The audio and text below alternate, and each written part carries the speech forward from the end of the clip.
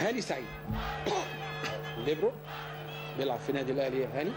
ويلعبها بره رجله ناحيه الشمال وحلوه ويلا وعدى ويلحقها قبل الاوت محمد ابو العيله وهوبا يا جوه الجول مش ممكن كوره مثاليه يا ولا الكبار ملعوبه من محمد ابو العيله وجوه الجون صاروخ جوه الجون حلوه رامي تماس ياسر ويلعبها يا ولد يا علامه دي يا اشرف يا ابو زيد ويلم محمد ابو العيله راجع ورا يساعد ونقله وحلوه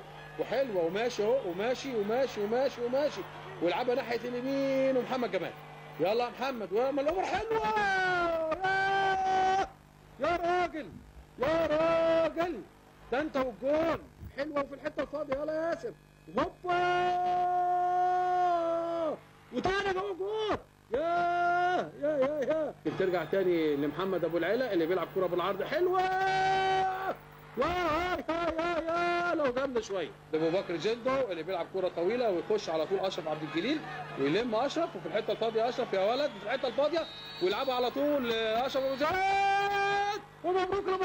ومبروك لمصر يا مش ممكن الف مبروك والله رجاله انا يعني مش قادر اتكلم مش عايز اقاطع على اولادنا الحمد لله يستاهلوا كله خير وكل فريق مصر جاي اهو دلوقتي بقى اللحظه اللي احنا بننتظرها كلها لحظه تسليم كاس بطوله الامم الافريقيه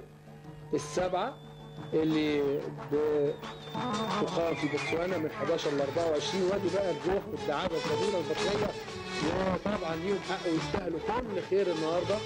وانا متهيألي كل جماهير مصر النهارده سعيده جدا بيهم والدكتور محمد علي المدير الفني لمنتخبنا القومي وفعلا اكتشاف كبير جدا كمدرب من اعظم المدربين وفعلا بقى اللحظه اللي احنا بننتظرها كلها والف مبروك لمصر كأس البطوله وكابتن شوقي